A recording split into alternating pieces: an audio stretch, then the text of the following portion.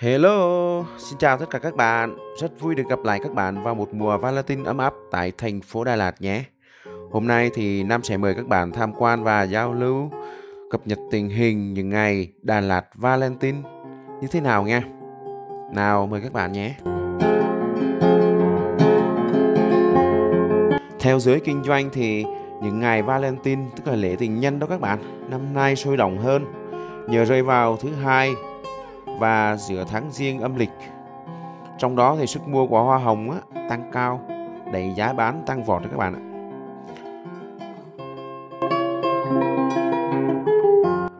Tại các nhà vườn ở Lâm Đồng thì hoa có mức giá là 6.000 đến 7.000 đồng trên một bông thôi các bạn.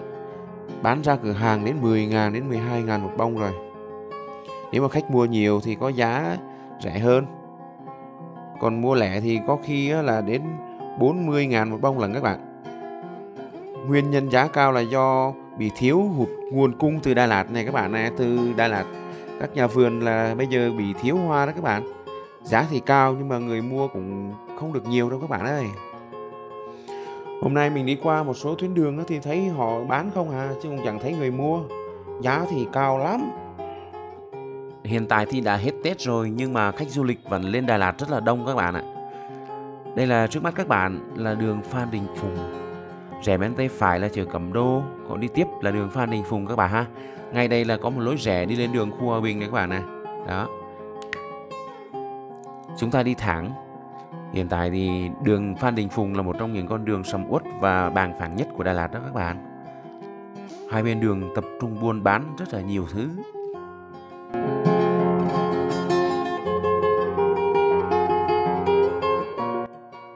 Và đây là Bùng Binh 3 tháng 2 này các bạn này. Đầu đường Phan Đình Phùng luôn. Khu này là sầm uất bậc nhất. Rẽ bên tay phải là lên đường Hải Thượng, lên bệnh viện Đa khoa Lâm Đồng đó các bạn. Còn đi thẳng là chúng ta sẽ đường 3 tháng 2. Rẽ bên tay trái là đường Nguyễn Văn Cừ. Ngay khúc này các bạn rẽ bên tay phải là vào Lẩu Bò Ba Toa này các bạn ơi. Một dải đường toàn là lẩu bò Ba Toa không ấy. Đây là cầu 3 tháng 2 này. Qua cầu 3 tháng 2 khoảng tầm 50m thì rẽ tay phải các bạn sẽ tới đường Mạc Đỉnh Chi. Còn đi thẳng thì chúng ta sẽ gặp Bùng Binh mới. Bùng Binh chỗ Sài Gòn Đà Lạt các bạn. Bùng Binh khách sạn Sài Gòn Đà Lạt. Cha, Đà Lạt ban đêm đẹp không các bạn? Đúng là tuyệt vời đúng không? Sầm uất, ánh sáng lấp lánh quá tuyệt vời luôn.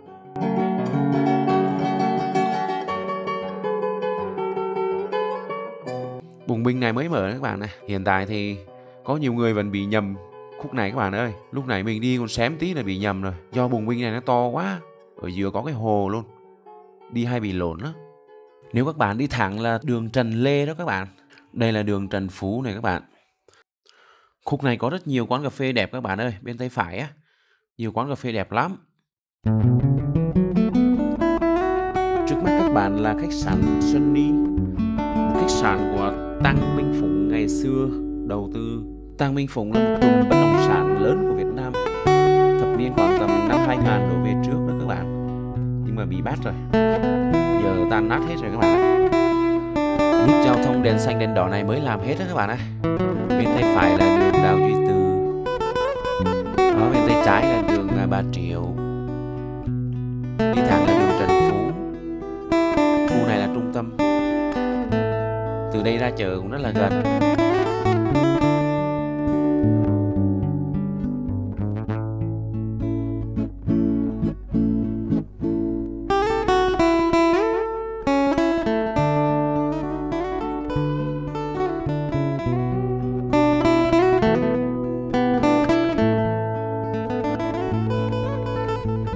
Đây là nhà thờ Con Gà này các bạn. Mọi người mới đi lễ ra này.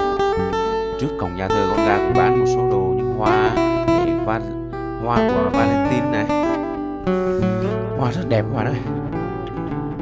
Mà hình như đa số hoa giấy không vậy đây.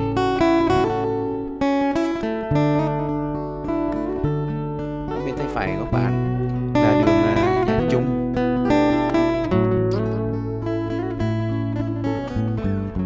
Lâu lắm mình mới vô lại đường này. Đó. Đường này cũng rất tập trung nhiều khách du lịch ở đây. Ngày xưa có quán bánh tráng trộn của Hot Girl bánh tráng trộn đấy nằm ở đường này đấy các bạn.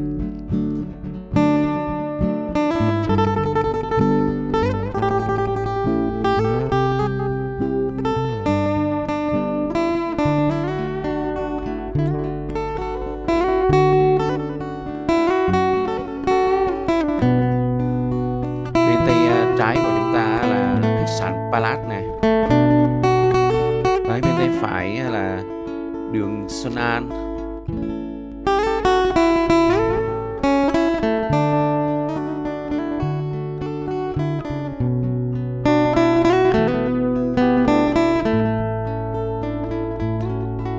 Trước mắt của các bạn là ngã tư Kim Cúc.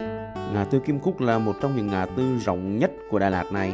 Từ ngã tư Kim Cúc này chúng ta có thể đi qua đường Trần Hưng Đạo, đường Hồ Tùng Mậu, đường Trần Phú và đường 3 tháng 4 luôn các bạn ha. Bây giờ chúng ta sẽ rẽ về đường xuống Bixi, tức là xuống công viên Nhật Sinh nhá. Đây là con đường tắt mới mở thôi các bạn ạ. Mình chẳng biết tên của con đường này là cái gì luôn. Chắc là một lối rẽ thôi.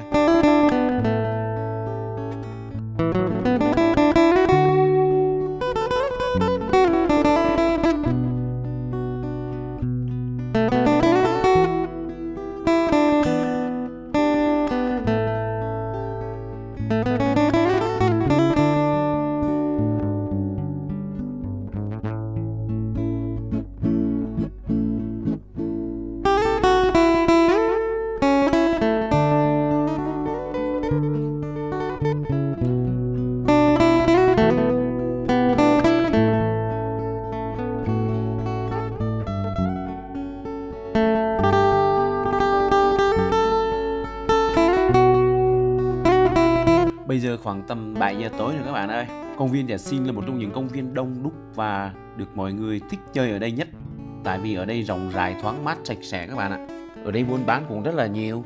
Hàng ăn vặt là đa số thôi các bạn ơi. Có một siêu thị gọi là Bixi. Rất đông người mua sắm ở đây. Mỗi lần ca sĩ hát thường tổ chức ở sân vận động ngay chỗ này luôn các bạn nè. Bên tay phải của các bạn là Hồ Xuân Hương đấy các bạn. Hồ Xuân Hương thì mình đã làm nhiều video cho các bạn coi rồi ha, khỏi cần nói thêm ha. Các bạn muốn coi thì kéo xuống dưới sẽ thấy ha.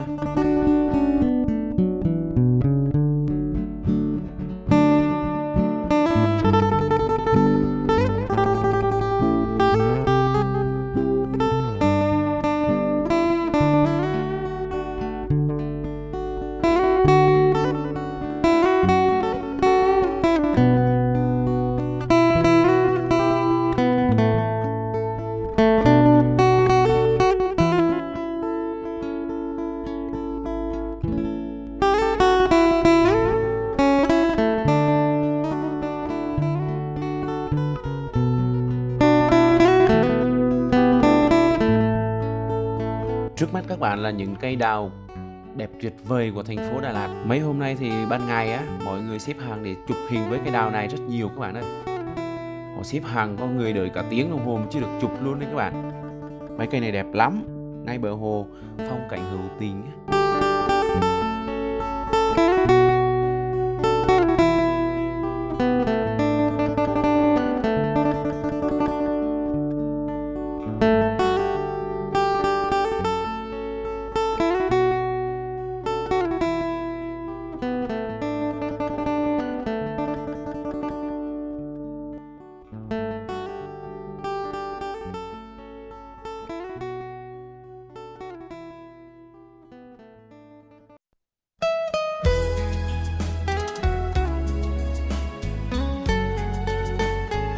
Trước mắt các bạn là cầu Ông Đạo đó. Từ cầu Ông Đạo chúng ta đi thẳng vào chợ Đà Lạt luôn.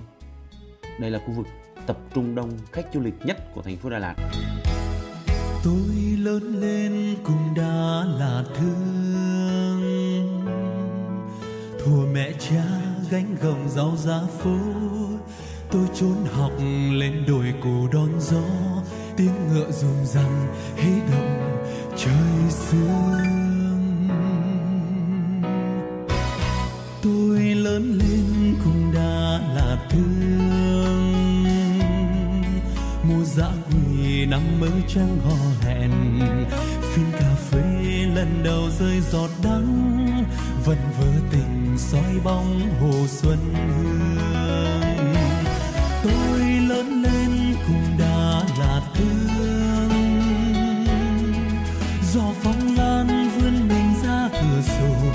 Hiện tại thì mình đang dùng xe WinX, một trong những chiếc xe đã cùng với mình đi phượt xuống Ninh Thuận, Bình Thuận, Nha Trang đó các bạn. Hiện tại là mình đang ở đường Bùi Thị Xuân, một trong những đường nhiều khách sạn và các dịch vụ dành cho khách sạn nhất ở thành phố Đà Lạt này đó các bạn. Theo như mình quan sát thì hiện tại khách du lịch lên vẫn rất là đông.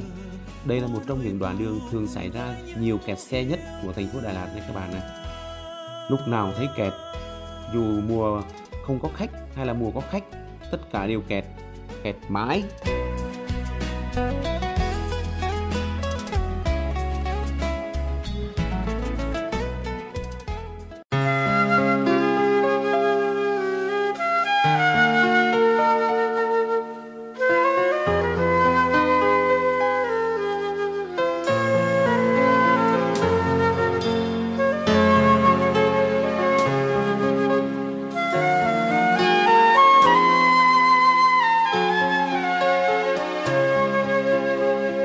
Lắng nghe chiều xuống thành phố mộng mơ, màu lam tím Đà Lạt sương phủ mờ. Từng đôi đi trên phố vắng, bước chân êm giữa không gian hoàng hôn của màn đêm. Đứng trên chiến dốc nhìn xuống đồi thờ, hàng cây thắm màu đèn lên phố phường. Giờ đây hơi sương giá bút, biết ai thương bước cô liêu, một người đi trong sương rơi. Đà Lạt Cảm ơn các bạn đã xem hết video. Nếu thấy hay thì nhấn like và đăng ký kênh nha. Hẹn gặp lại các bạn vào những lần sau. Chào tạm biệt. Đêm xuống than thở